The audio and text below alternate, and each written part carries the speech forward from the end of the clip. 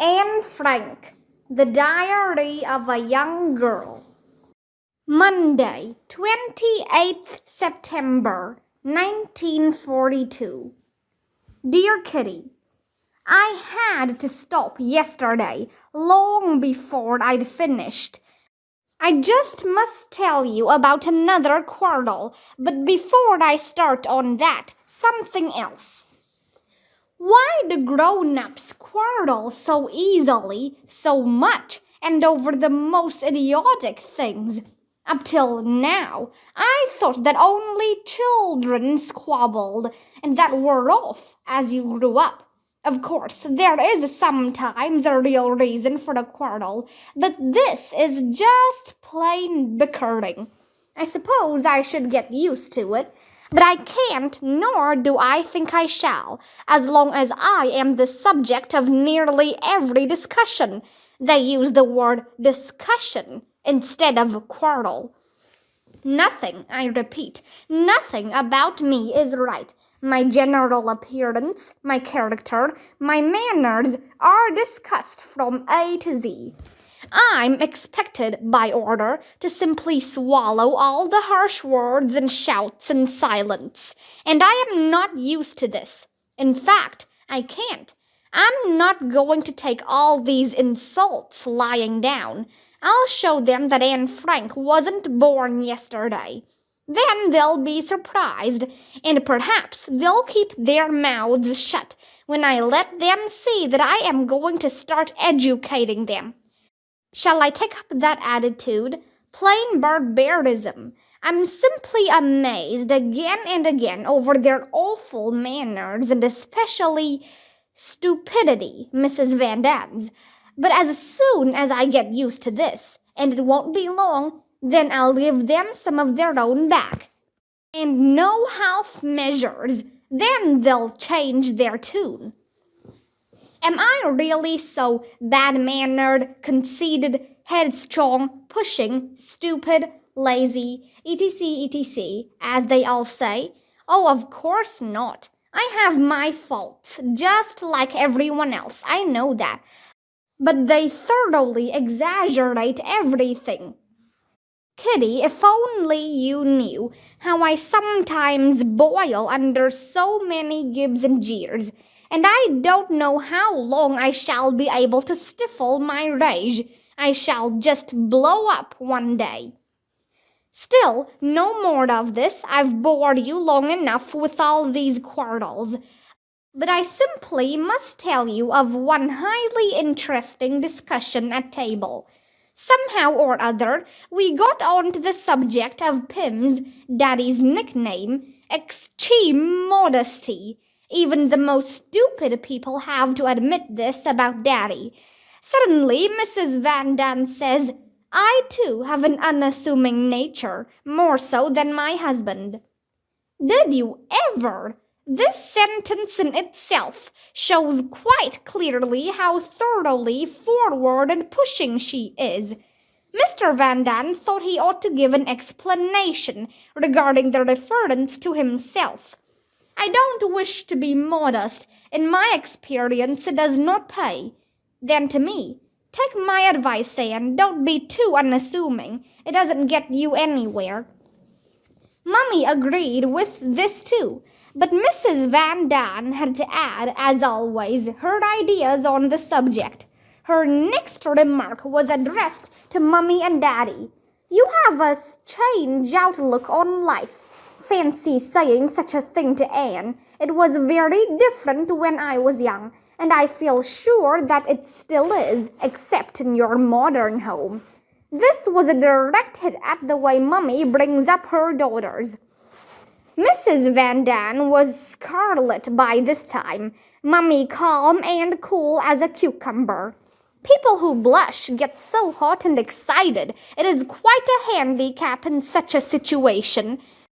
Mummy, still entirely unruffled, but anxious to close the conversation as soon as possible, thought for a second, and then said, I find too, Mrs. Van Daan, that one gets on better in life if one is not over-modest. My husband now and Margot and Peter are exceptionally modest, whereas your husband and you and I, though not exactly the opposite, don't allow ourselves to be completely pushed to one side. Mrs. Van Daan, but Mrs. Frank, I don't understand you. I'm so very modest and retiring. How can you think of calling me anything else? Mummy, I did not say you were exactly forward, but no one could say you had a retiring disposition. Mrs. Van Daan, let us get this matter cleared up once and for all. I'd like to know in what way I am pushing. I know one thing. If I didn't look after myself, I'd soon be starving. This absurd remark in self-defense just made Mummy rock with laughter. That irritated Mrs. Van Daan, who added a string of German-Dutch, Dutch-German expressions until she became completely tongue-tied. Then she rose from her chair and was about to leave the room. Suddenly, her eye fell on me. You should have seen her. Unfortunately, at the very moment that she turned around, I was shaking my head sorrowfully. Not on purpose, but quite involuntarily, for I had been following the whole conversation so closely. Mrs. Van Daan turned around and began to reel off a lot of harsh German, common, and ill-mannered, just like a coarse, red-faced fishwife. It was a marvelous sight. If I could draw, I'd have liked to catch her like this. It was a scream, such a stupid, foolish little person. Anyhow, I've learned one thing now. You only really get to know people when you've had a jolly good row with them. Then and then only can you judge their true characters. Yours, Anne. Tuesday, 29th September, 1942. Dear Kitty, extraordinary things can happen to people who go into hiding. Just imagine, as there is no bath, we use a wash tub, and because there is hot water in the office, by which I always mean the whole of the lower floor, all 7 of us take it in turns to make use of this great luxury. But because we are all so different, and some are more modest than others, each member of the family has found his own place for carrying out the performance. Peter uses the kitchen, in spite of its glass door. When he is going to have a bath, he goes to each one of us in turn and tells us that we must not walk past the kitchen for half an hour. He seems to think this is sufficient. Mr. Van Daan goes right upstairs. To him it is worth the bother of carrying hot water all that way, so as to have the seclusion of his own room. Mrs. Van Daan simply doesn't bathe at all at present. She is waiting to see which is the best place. Daddy has his bath in the private office, Mummy behind a fire guard in the kitchen. Margot and I have chosen the front office for our scrub. The curtains there are drawn on Saturday afternoons, so we wash ourselves in semi-darkness. However, I don't like this place any longer, and since last week I've been on the lookout for more comfortable quarters. Peter gave me an idea, and that was to try the large office WC. There I can sit down, have the light on, lock the door, pour my own bath water away, and I'm safe from prying eyes. I tried my beautiful bathroom on Sunday for the first time, and although it sounds mad, I think it is the best place of all. Last week the plumber was at work downstairs to move the drains and water pipes from the office WC to the passage. This change is a precaution against frozen pipes, in case we should have a cold winter. The plumber's visit was far from pleasant for us. Not only were we unable to draw water the whole day, but we could not go to the WC either. Now it is rather indecent to tell you what we did to overcome this difficulty. However, I'm not such a prude that I can't talk about these things. The day we arrived here, Daddy and I improvised a potty for ourselves. Not having a better receptacle, we sacrificed a glass preserving jar for this purpose. During the plumber's visit, nature's offerings were deposited in these jars in the sitting room during the day. I don't think this was nearly as bad as having to sit still and not talk the whole day. You can't imagine what a child that was for Miss Quack Quack. I have to whisper on ordinary days, but not being able to speak or move was 10 times worse. After being flattened by 3 days of continuous sitting, my bottom was very stiff and painful. Some exercises at bedtime helped. Yours, Anne. Thursday, 1st October, 1942. Dear Kitty, I got a terrible shock yesterday. Suddenly, at 8 o'clock, the bell rang loudly. Of course, I thought that someone had come. You'll guess who I mean. But I calmed down a bit when everyone said it must be some urchins, or perhaps the postman. The days are becoming very quiet here. Lewin, a small Jewish chemist and dispenser, works for Mr. Kraler in the kitchen. He knows the whole building well, and therefore we are always afraid that he'll take it into his head to have a peep in the old laboratory. We are as quiet as mice. Who 3 months ago would ever have guessed that Quicksilver Anne would have to sit still for hours, and what's more, could? The 29th was Mrs. Van Dan's birthday. Although it could not be celebrated in a big way, we managed a little party in her honor, with a specially nice meal, and she received some small presents and flowers, red carnations from her husband. That seems to be a family tradition. To pause for a moment on the subject of Mrs. Van Daan, I must tell you that her attempts to flirt with Daddy are a source of continual irritation for me. She strokes his face and hair, pulls her skirt right up, and makes so-called witty remarks, trying in this way to attract Pim's attention. Pim, thank goodness, doesn't find her either attractive or funny, so he doesn't play ball.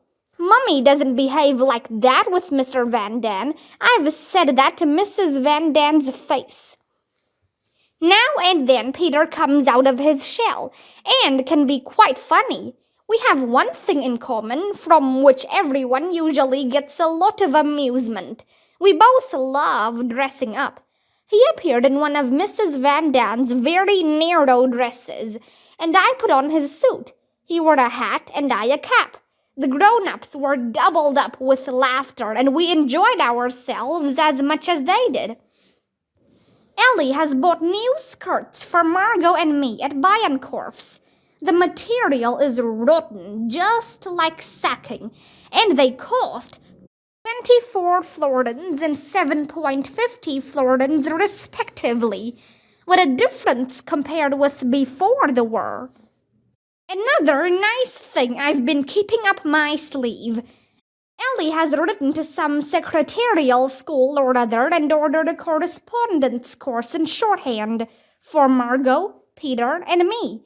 You wait and see what perfect experts we shall be by next year. In any case, it's extremely important to be able to write in a code. Yours, Anne. Saturday, 3rd October, 1942. Dear Kitty, there was another dust-up yesterday. Mummy kicked up a frightful row and told Daddy just what she thought of me.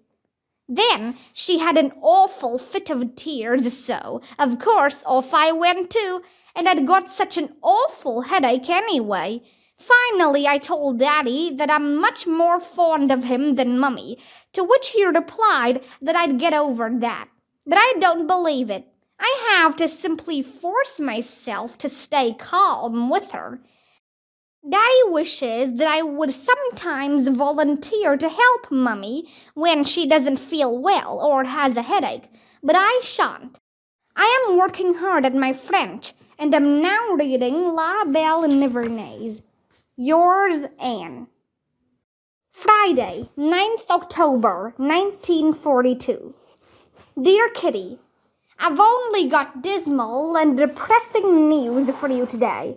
Our many Jewish friends are being taken away by the dozen. These people are cheated by the Gestapo without a shred of decency, being loaded into cattle trucks and sent to Westerbork, the big Jewish camp in Dront. Westerbork sounds terrible. Only one washing cubicle for 100 people, and not nearly enough lavatories. There is no separate accommodation. Men, women, and children all sleep together. One hears of a frightful immorality because of this. And a lot of the women, and even girls who stay there any length of time, are expecting babies. It is impossible to escape. Most of the people in the camp are branded as inmates by their shaven heads, and many also by their Jewish appearance. If it is as bad as this in Holland, whatever will it be like in the distant and barbarous regions they are sent to? We assume that most of them are murdered. The English radio speaks of their being gassed. Perhaps that is the quickest way to die. I feel terribly upset. I couldn't tear myself away while Meep told these dreadful stories, and she herself was equally wound up for that matter. Just recently, for instance, a poor old crippled Jewess was sitting on her doorstep. She had been told to wait there by the Gestapo, who had gone to fetch a car to take her away. The poor old thing was terrified by the guns that were shooting at English planes overhead, and by the glaring beams of the searchlights. But Miep did not dare take her in. No one would undergo such a risk. The Germans strike without the slightest mercy. Ellie, too, is very quiet. Her boyfriend has got to go to Germany. She is afraid that the airmen who fly over our homes will drop their bombs, often weighing 1,000,000 kilos, on Dirk's head. Jokes such as, "He's not likely to get 1,000,000, and it only takes one bomb," are in rather bad taste. Dirk is certainly not the only one who has to go. Chainloads of boys leave daily. If they stop at a small station en route, sometimes some of them manage to get out unnoticed and escape. Perhaps a few manage it. This, however, is not the end of my bad news.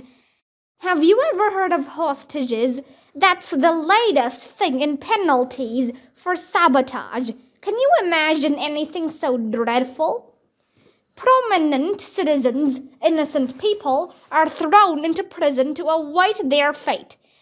If the saboteur can't be chased, the Gestapo simply put about 5 hostages against the wall. Announcements of their deaths appear in the paper frequently. These outrages are described as fatal accidents. Nice people, the Germans. To think that I was once one of them too. No, Hitler took away our nationality long ago. In fact, Germans and Jews are the greatest enemies in the world. Yours, Anne. Friday, 16th October, 1942. Dear Kitty, I'm terribly busy. I've just translated a chapter out of La Belle Nivernaise and made notes of new words. Then a perfectly foul math problem and 3 pages of French grammar. I flatly refuse to do these math problems every day. Daddy agrees that they're vile. I'm almost better at them than he is, though neither of us are much good and we often have to fetch Margot. I'm the furthest on of the three of us in shorthand. Yesterday I finished The Assault. It's quite amusing, but doesn't touch Joop ter Heul. As a matter of fact, I think Sissy van Marksveld is a first-rate writer. I shall definitely let my children read her books. Mummy, Margot, and I are as thick as thieves again. It's really much better. Margot and I got in the same bed together last evening. It was a frightful squash, but that was just the fun of it. She asked if she could read my diary. I said yes, at least bits of it. And then I asked if I could read hers, and she said yes. Then we got on to the subject of the future. I asked her what she wanted to be, but she wouldn't say and made a great secret of it. I gathered something about teaching. I'm not sure if I'm right, but I think so. Really, I shouldn't be so curious. This morning I was lying on Peter's bed, having chased him off at first. He was furious with me. Not that I cared very much. He might be a bit more friendly with me for once. After all, I did give him an apple yesterday. I asked Margot if she thought I was very ugly. She said that I was quite attractive and that I had nice eyes. Rather vague, don't you think? Till next time, yours, Anne. Tuesday, 20th October, 1942. Dear Kitty, my hand still shakes, although it's 2 hours since we had the shock. I should explain that there are 5 fire extinguishers in the house. We knew that someone was coming to fill them, but no one had warned us when the carpenter, or whatever you call him, was coming. The result was that we weren't making any attempt to keep quiet until I heard hammering outside on the landing opposite our cupboard door. I thought of the carpenter at once and warned Ellie, who was having a meal with us, that she shouldn't go downstairs. Daddy and I posted ourselves at the door so as to hear when the man left. After he'd been working for a quarter of an hour, he laid his hammer and tools down on top of our cupboard, as we thought, and knocked at our door. We turned absolutely white. Perhaps he had heard something after all and wanted to investigate our secret den. It seemed like it. The knocking, pulling, pushing, and wrenching went on. I nearly fainted at the thought that this utter stranger might discover our beautiful secret hiding place. And just as I thought my last hour was at hand, I heard Mr. Kufus say, "Open the door, it's only me."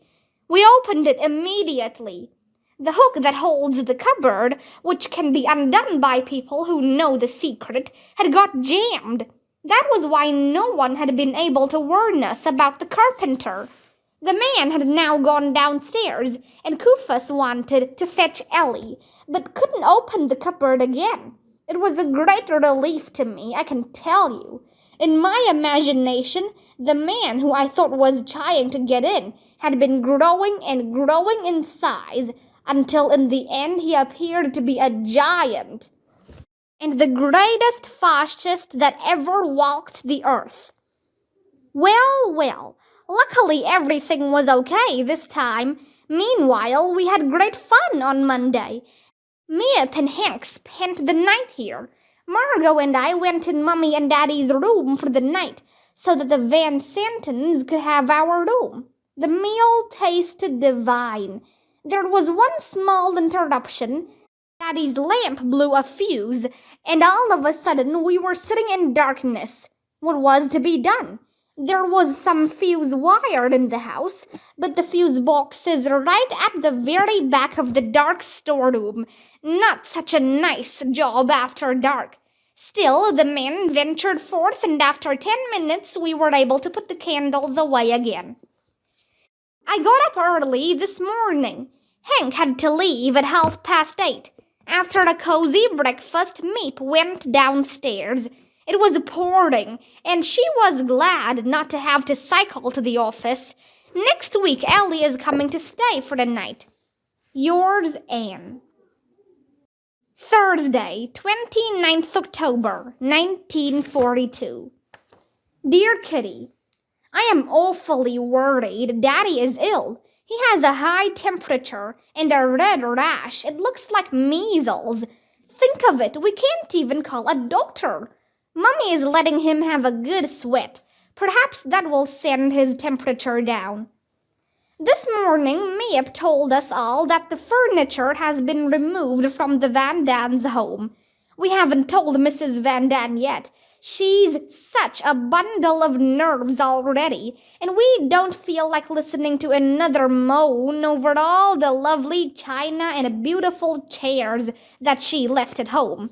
We had to leave almost all our nice things behind, so what's the good of grumbling about it now?